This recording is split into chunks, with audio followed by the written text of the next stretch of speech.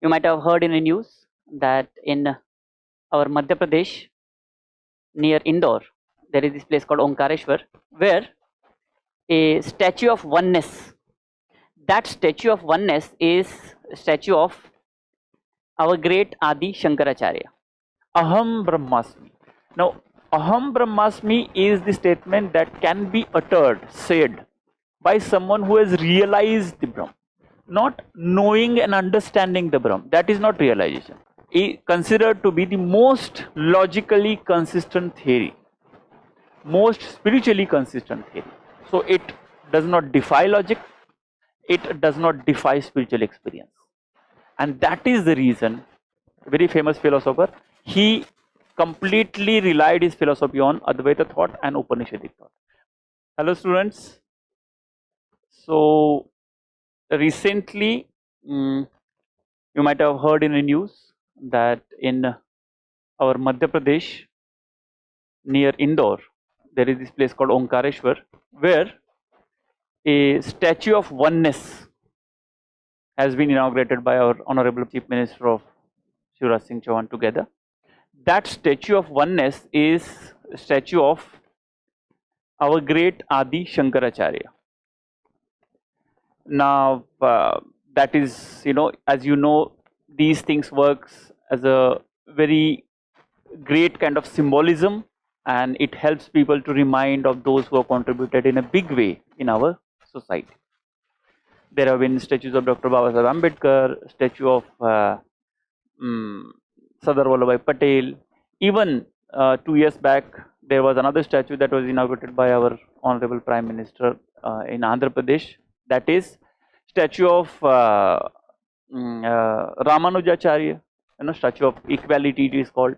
So statues are important, and especially for those people who have done big contribution to our society. Now, most important point is to understand is we keep hearing about obviously Shankaracharya, Adi Shankaracharya, and perhaps some of you also would know about Advaita philosophy, Advaita. Some of you also might know about some statement of his or that philosophy, that is Aham Brahmasmi, Tattvamasi, these kind of things.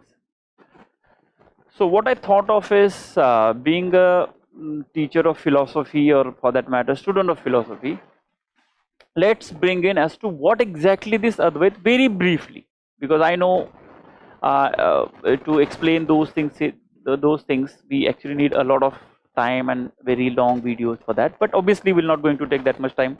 We thought, okay, with this occasion, let's at least revisit what did Shankaracharya say in his core philosophy.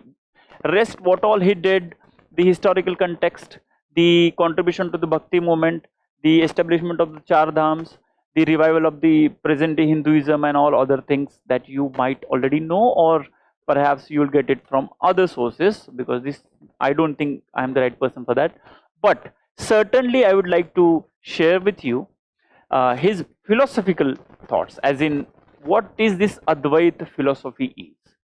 Now, I'm sure you might have heard these things many places, like, this is all Maya, the connotation when we say ye sab moh maya hai, this is all Maya, means something that is not real but appears to be real.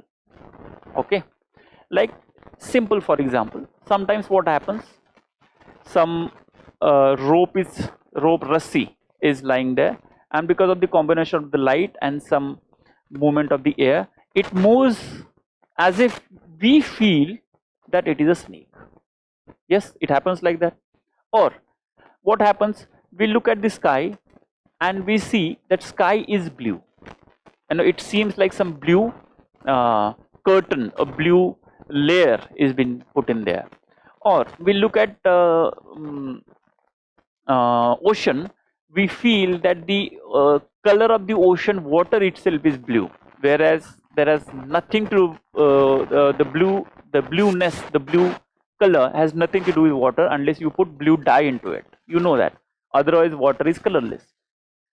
Or for that matter, when you travel in in a desert area, you know, somewhere, especially when there is a lot of direct sun falling, lot of heat going on, from a distance what you feel that there is some pond, small pond, or for that matter some water is there, you know, we call it as a mirage water, and when you go close to it you realize there is no water. So why, you know, even science for that matter have been looking for this thing, that what appears to be something is not that thing, in reality that something is else, that thing, particular thing is something else. So basically all knowledge, be it philosophy, be it any other, because philosophy is about knowledge, but be it any field, chemistry, biology, it is bringing out things, okay, knowledge brings out things which otherwise are kept hidden, or perhaps projects itself as something else, appears itself as something else, and they are something else. This is exactly what all the philosophers put their thought into. Like for example, you might have heard when Buddha says life is suffering. Now why is he saying this? Because otherwise we consider life is happiness, life is pleasure, but he comes and tells you why that conception is based on a mistaken perception, mistaken vision, basically appearance. It's just appearing that way to you, in reality it is not. Okay, so any philosopher will talk about like that. Now what is the contribution of Shankaracharya? There is this very famous statement, you might have heard, some of you at least, where Shankaracharya says, Brahma Satyam Jagat Mithya Jivo Brahmeva Napara. Basically what this statement means, Brahm is the truth, Jagat, that is the world, you know, things around, are Mithya. Brahma Satyam Jagat Mithya Jivo Brahmeva Napara. Jeev, that is generally we call it as individual, like I and individual people, basically Jeev. Jivo Brahmeva. Brahmeva means Brahma hi hai, it is Brahm itself. Napara, nothing other. So basically what it is trying to say, his whole philosophy can be summarized in this statement. He himself has summarized in that statement, that is, Brahm is the only truth, Jagat is Maya, Mithya, and even Jeev, individual beings, are nothing but Brahm. In the same context, the other statement comes, Aham Brahmasmi. Now, Aham Brahmasmi is the statement that can be uttered, said by someone who has realized the Brahm. Not knowing and understanding the Brahm, that is not realization. Realizing the Brahm, the one you realize the Brahm, then the statement automatically comes out of you, that is Aham Brahmasmi, Main Brahm hu, I am Brahm. But it's not I am Brahm, it is basically I am Brahm only, nothing else. Okay, it's not putting that oneself on the pedestal of Brahm, it's not the case. It is just saying that I am nothing, whatever you consider I am, you know, whatever social roles and other that have been given to me, but I am something else. That is Aham Brahmasmi. Or there is another statement that you might have heard, Tattvamasi, means Tat Tvam Asi. You are that. Means what? You are Brahm. That means that Brahm.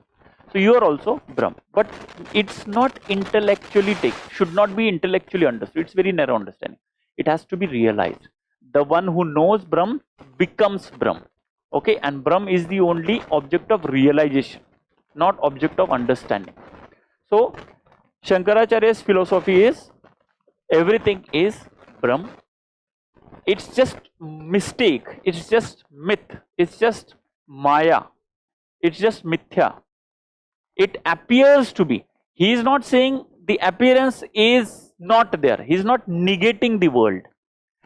It's not negating the Jagat world.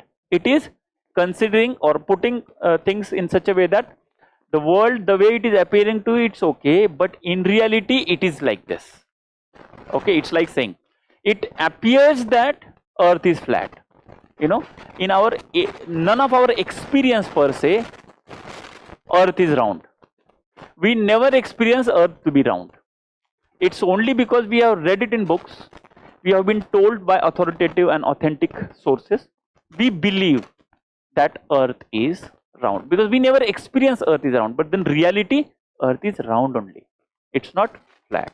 Or sun is revolving around earth every day, it comes from the east and goes down in the west. That's what our understanding, normal understanding, it's like clear perception, but that's not the reality.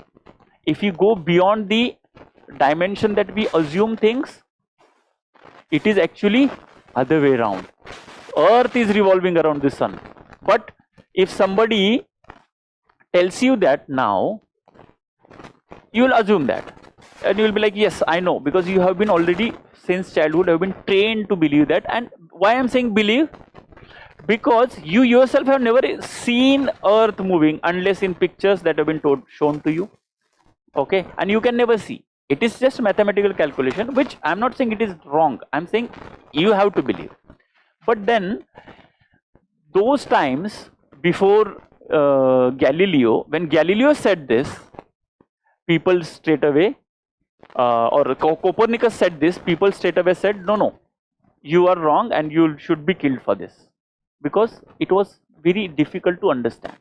In the same way, metaphysical ideas like Brahma and other things, Nirvana and other things, are only acceptable only you reach some level of your perception, level of existence, and at that level you can say Aham Brahmasmi, at that level you can say Tattvamasi. Now, how that particular thing is explained by Shankaracharya? He says simple. When you are in dream, after you sleep, you get into dream. When you are in dream, imagine for now that you are dreaming that you are playing some cricket or eating something or talking to someone or meeting someone, whatever. So many things happen in our dream. Now, as long as you are in dream, how much are you sure that this is true?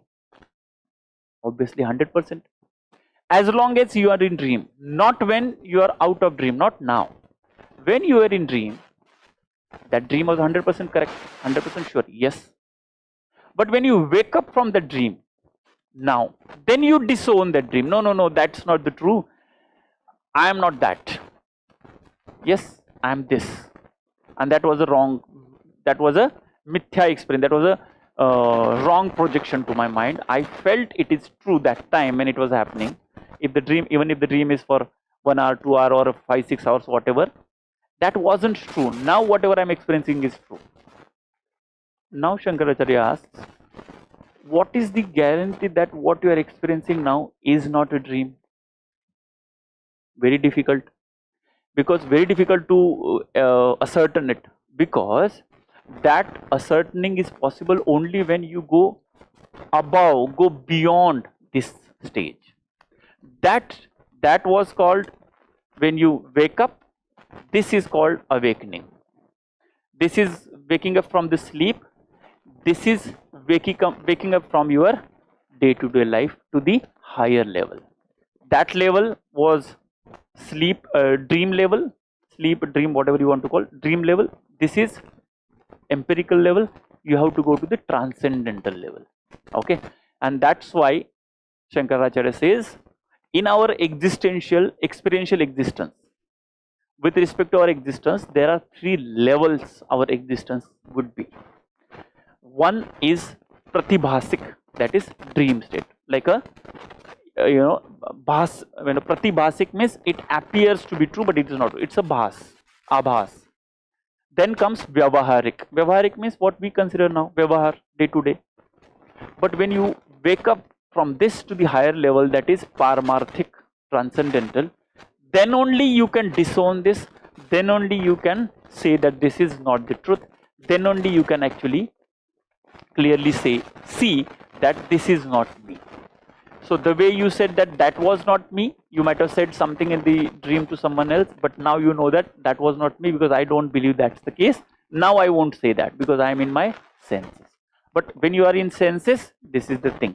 But when you go beyond your senses, you'll go to the transcendental level, and there your experience would be very different. So in that context, they say, Shankaracharya says, Brahma Satyam Jagat Mithya, because he realized that level, so now he can say that Jagat is Mithya.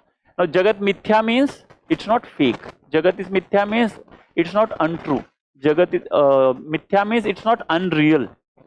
It is not real. Unreal is different, not real is different. Not real is it seems real but it is not. Unreal means it was never there. Absolutely unreal. But that's not the case, because as far as the appearance is concerned, as far as you being at that level, that was true for you, which is absolutely okay. But you need to understand that this is not the ultimate truth. The ultimately you have to go to the next level, and then only you realize that this is not the ultimate truth. Like most of you might have seen this movie called Matrix, Hollywood movie Matrix, very famous movie. I think it came in somewhere 1999 or 2000 somewhere. Matrix, there are 2-3 parts, but I'm talking about first Matrix. It is very much based on Advaita philosophy. In fact, so much so that in the end of the movie, they do run this Tamasoma Jyotirgamaya. Okay, this particular song that we have, that particular song gets played there. Asatoma Sadgamaya Tattamasoma Jyotirgamaya. That particular song gets played because they themselves give the credits to Advaitic Vedantic thinkings, which inspired this movie. What happens in that movie? They have shown that you are in some program, okay, and whatever you do, you think that I am doing this, but you are actually in some program. In reality, you are sleeping somewhere, some plug is being pushed into you here, you are sleeping, and your awareness is being taken to the video game, in a way, program, and you live that life as if that is a real life. But somehow, if you are able to come out of it by your knowledge, by your whatever, then you realize that I am not this, I am this sleeping here. That's what, that's a different variation. I am not saying as it is exactly the case, but philosophically, that's what the explanation, what Shankaracharya also told about. That when you wake up to the next level, okay, you realize this. Now, the biggest contribution of Shankaracharya is this explanation was, and many aspects of philosophy, no need to get into the details. The best part to know for you also, even as a general public also, is that his philosophy, his metaphysical system, whatever system is created in his theory, is considered to be the most logically consistent theory, most spiritually consistent theory. So it does not defy logic, it does not defy spiritual experience, and that is the reason he is considered to be the epitome of spiritual awakening of India. Because many Western thinkers, even now in many universities in US and Germany and European universities, do study Advaita philosophy even today in detail, what exactly they said and all that. Even there is this philosopher called Arthur Schopenhauer, very famous philosopher. He completely relied his philosophy on Advaita thought and Upanishadic thought. By the way, Advaita is one of the schools of Vedanta. Vedanta is nothing but schools based thoroughly on Upanishads, because Upanishads is the end of Veda. You know, Sanhita, Brahmanakas, Aranyakas, and Upanishads, all put together is called Vedas in general. As a body, all put together is called Vedas. Sanhita is initial hymns and all that you might have heard, Suktas. But based on that, there are so many things. And Upanishad is the most philosophical aspect, which is the end of the Veda, or which is the most advanced, which is the most cutting edge. That's why it is called Vedanta. Vedanta. And philosophy based on Upanishad is called Vedanta philosophy, of which the most prominent, or perhaps the first one, is Advaita Vedanta. That is Shankaracharya. Then there are many others. I took the name of Sri Ramanujacharya. He was the proponent of the other philosophy subsequent to Shankaracharya, that is qualified monism, that is Vishishtadvaita. You might have heard this, Vishishtadvaita. That's a little bit modification to make it very appealing to the common public. Then came Dvaitavada by Madhvacharya. This Madhvacharya came up with Dvaitavad. So he clearly brought in the typical idea that we have now. You know, we don't consider ourselves as God or Brahm. So he said, no, normal public doesn't understand all that. We have to bring in bhakti into it. So from Ramanujan Even this Madhva and rest others, Nimbarka, Vallabha, Chaitanya, including for that matter Maharshi Aurobindo, he is also part of the same Vedantic system. But Bhakti movement started developing, and whatever Hinduism today we have, any structure whatsoever we have, is heavily influenced by this Advaita philosophy. This is also said that Shankaracharya's this philosophy was very strong in front of the erstwhile famous Buddhist philosophy of impermanence, Kshanikvad, everything is temporary. Shankaracharya's Advaita says everything is not temporary, everything is mithya, Brahm is permanent, Brahm is not temporary. And then there is Khandan Mandan, there is debate, a lot of debate parampara happening. Many Buddhist philosophers were defeated in debate, and they accepted Buddhism, Hinduism as their, or not Hinduism at that time, it was called Brahmanism, because Brahm, not Brahmin, not as a caste, Brahm. So Brahmism. So Brahmism or Brahmanism, whatever you want to call it, that's what they started following, because it seems more logical to them, and that debate is still going on. But in India, culturally, it was a huge revolution because of this basic philosophy which you cannot beat logically. I have not got into the much of a details, because then it will become very long video. But believe me that this particular philosophy has been so consistent. Being a philosophy student, we always study this, and there have been always this particular thing that these philosophies are this Vedantic philosophy is considered to be the most logically consistent and the strongest one. So this perhaps I would like to communicate to you. Okay, one more thing, there is this concept of Maya, you might have heard of. What is this Maya? The word Maya means ma, ya. Ma means nahi, no, negation. Ya means hai. So Maya means something that is not there. Again, it's very philosophical in a way if you get into the details. Basically, it is something that creates this illusion that there is something. With the help of Maya, Maya has this capacity to create an illusion that there is something, whereas there is no, that particular thing is not there. Because of the Maya, that ignorance comes into picture. Because of the ignorance, you start considering Brahm as Jagat. You see Jagat in Brahm. Reality, it is Brahm only, there is no Jagat. But you think that there is Jagat. So this is Maya. And even for that matter, this etymology of word Brahm. Even word Brahm is coming from Brah. Brah means great, greater. You might have heard this. Brahan Mumbai, Brahan Bangalore, Brahat. Brahat means greater, to the extent possible, Brahat. So Braham means the greatest, Aham means consciousness. So highest consciousness, basically universal consciousness is what Brahm is. So Brahm is not some person there. Brahm is the explanation of the reality in a philosophical way. Braham means the reality that is universal consciousness.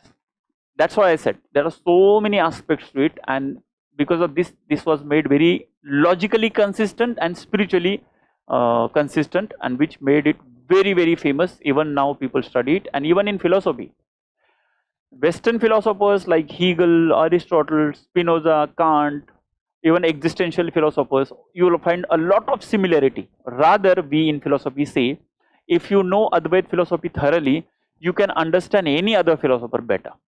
So better understanding of Advaita philosophy of Shankaracharya makes you understand other philosophers also in a better way, because your philosophical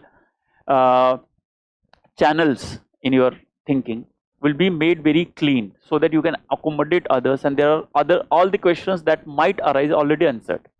Okay, so that's what happens with respect to other philosophies. Okay, there is very, very interesting story I would like to end with. Now, everything is Maya, world is Maya, Brahm is the only reality. Okay, so what happened when Shankaracharya is giving his sermon to his Shishyas, disciples, in an ashram inside the jungle? They heard a tiger, a signal that tiger is coming. So basically now they have to save themselves. So everybody, including Shankaracharya, climbed on the tree. They rested there for some time. Tiger came and then went on its own way. Everybody came down. Then they came down Everybody was so surprised and they asked him question, Guruji, you said that everything is Maya. Tiger is also Maya. Then why did you climb up the tree? Because if tiger is not real, why were you required to climb up the tree?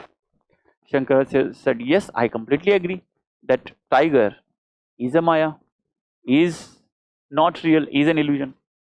But in the same way, I climbing on the tree is also an illusion. I climbing on the tree is also a Maya. Now you may ask, what is this?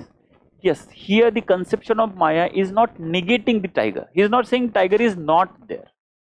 He is saying tiger might be there in this Vyavaharik world, tiger is there. But ultimately that tiger and my climbing up does not have any say in ultimate level.